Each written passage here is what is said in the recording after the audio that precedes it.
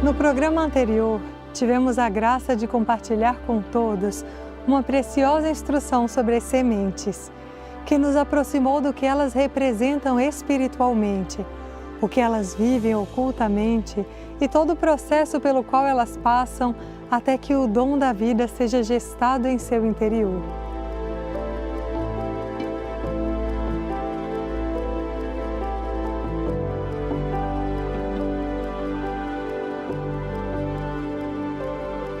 E hoje vamos trazer a experiência mais prática que nós vivemos com as sementes nas comunidades Luz.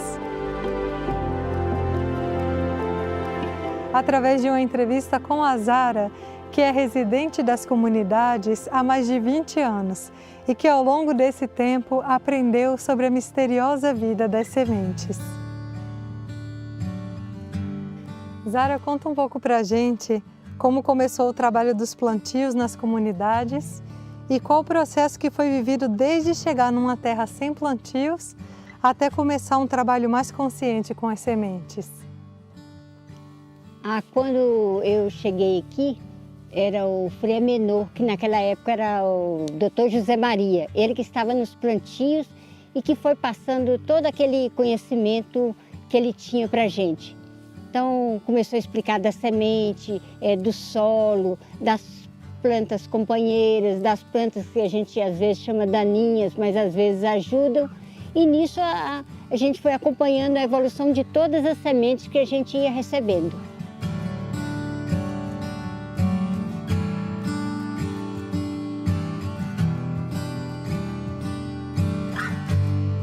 A primeira coisa, quando eu cheguei, eu trabalhava num banco e em certo momento veio assim que eu teria que largar aquela tarefa e me dedicar ao campo.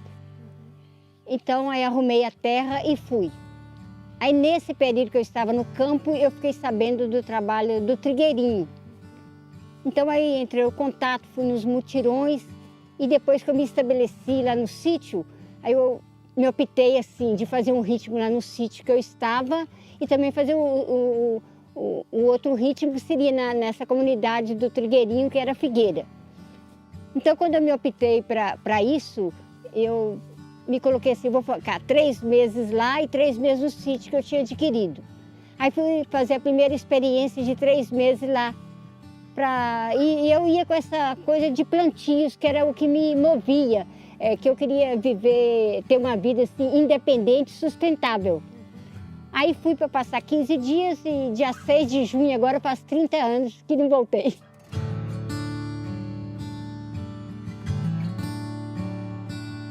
Antes, no sítio que eu estava, então a gente começou a plantar para sobrevivência.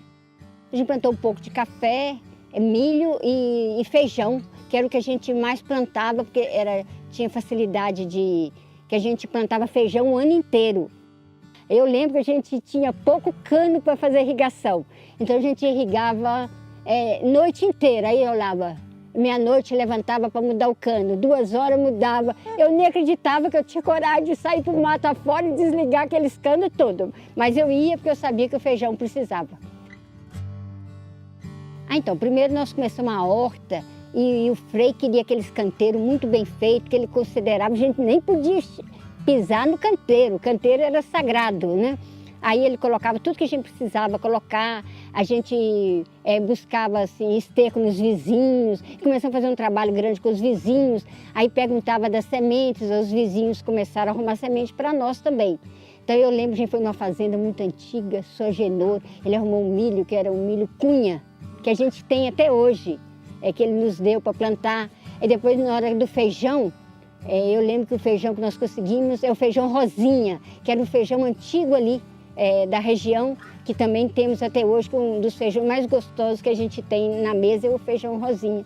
E com isso a coisa foi caminhando, Depois chegou arroz, o arroz veio do Mato Grosso, e as pessoas que iam chegando, os colaboradores, viam aquele movimento das sementes, se interessaram e cada um começou a trazer aquilo de melhor que tinha na sua região.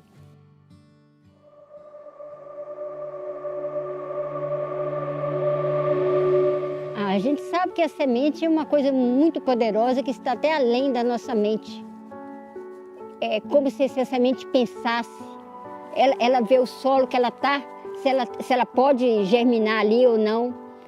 E mesmo não podendo, por exemplo, assim, se ela sabe que a necessidade das pessoas, ela também germina. Ela tem um outro poder que a gente não sabe explicar. Se as condições são reais para ela germina, porque a terra é um banco de semente. Aí ela sai de acordo com o tempo, as de inverno vão sair, as de verão, ela sabe a hora que elas têm que subir e também sabe o solo que está ali. E a necessidade das pessoas também elas olham. Às vezes uma pessoa está com um problema de saúde, nasce uma planta ali ao lado da casa dela. Como é que essa planta nasceu aqui? Eu não plantei, mas a planta é que sabe, e não a pessoa.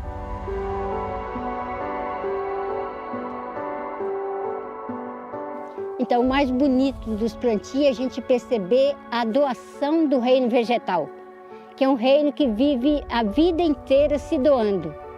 E ele aceita ser assim, ele aceita ser evoluído. Aí você começa com uma semente, aí você começa, todo ano você vai selecionando. Por exemplo, o milho, uma coisa mais linda que tem é a seleção do milho. Porque vem aquela espiga e, por exemplo, assim, as beiradas são para consumo. E a parte do meio do milho, onde ela está bem harmonizada, que seriam para semente. Aí você planta naquele ano, no outro ano as sementes já vêm mais bonitas. Aí aquilo a gente percebe a evolução da semente. Todas as sementes que a gente pega e começa a plantar, a gente nota a diferença. Eu notava a diferença assim nos pés de milho. Eu olhava o pé de milho e falava, mas como é que esse pé de milho está tão mais bonito, a cor do milho, o tamanho das espigas. Então tudo isso vai movendo uma coisa que a gente vê a evolução do reino vegetal. Mas a comunidade, o principal dos plantios é que toda a comunidade participe, que todos tenham condições de ajudar na terra, porque só assim todos vão poder ser ajudados. Aí, para falar da vida sustentável, eu tinha mais ou menos 5 a 6 anos, eu saí com a minha mãe para colher abóbora. Aí na hora que a gente estava colhendo a abóbora, ela deixava as maiores e falava assim, essas vão ficar para semente. Aí eu falei, o que é ficar para semente? Aí ela falou assim, não, essas nós não vamos comer, a gente vai deixar elas crescer, tá no ponto certo e vão replantar no próximo ano. Aí ela me disse assim, no fim do mundo, algumas pessoas também vai ficar para semente. Aí até hoje eu lembro, eu falei assim, eu quero ficar para semente, estou tentando. A família eu tinha os meus avós do lado materno, eram assim muito simples. E a vida deles era só no campo. Eles não compravam assim, eu não sabia se eles compravam alguma coisa. Eles tinham de tudo, de todas as variedades. E aquilo me encantava. Então, tinha o pátio de grãos lá, eu lembro que era bem alto e nós não podíamos ir lá para brincar nem nada, porque aqui era o lugar sagrado da fazenda, era o pátio de grãos. E eu lembro que plantavam muito inhame. E a primeira vez que eu comi inhame, eu falei, ai, não gostei, meu Deus, mas não posso fazer isso com inhame. Aí eu comecei a colocar feijão em cima do inhame, lembro disso até hoje, para comer o inhame e não desagradar minha avó. E hoje desses tubérculos que eu mais gosto é de inhame. E assim, eu não sei se eu respondi, mas assim, se você planta o seu próprio alimento, a planta te acompanha. Se a planta está saudável, você também está saudável. Então não existe doença, não existe tristeza, não existe nada. Existe o caminho de evolução para a gente retornar para onde a gente tem que retornar. Eu não sei se a palavra é paciência, talvez seja persistência, que a semente tem o horário dela, tem o tempo dela, o solo dela. Isso tudo a gente tem que conhecer para favorecer o que ela nos doa. Porque se a planta é sadia, o homem é sadio.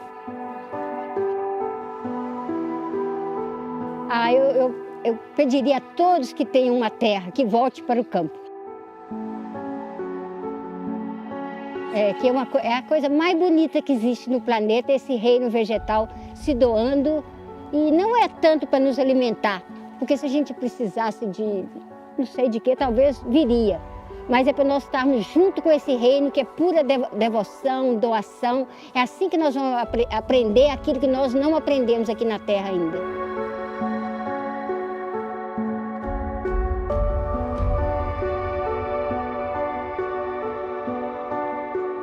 A experiência da Zara é parte da nossa história de contato com os reinos da natureza dentro das comunidades Luz. Nós vamos seguir compartilhando essas experiências com vocês, com a intenção de que juntos possamos ir aprofundando nesse contato e assim não apenas conhecer mais sobre as sementes, sobre o reino vegetal, mas sobretudo saber como podemos viver em comunhão com os reinos, como podemos colaborar na sua evolução e assim que nós, como parte da humanidade, possamos ir transformando o modo como lidamos com os reinos da natureza hoje. Unindo instruções e experiências, por amor aos reinos, vamos preparando o solo dentro de nós para a semente de uma nova conduta, de uma nova vida renascer em nosso interior. Muito obrigada a todos.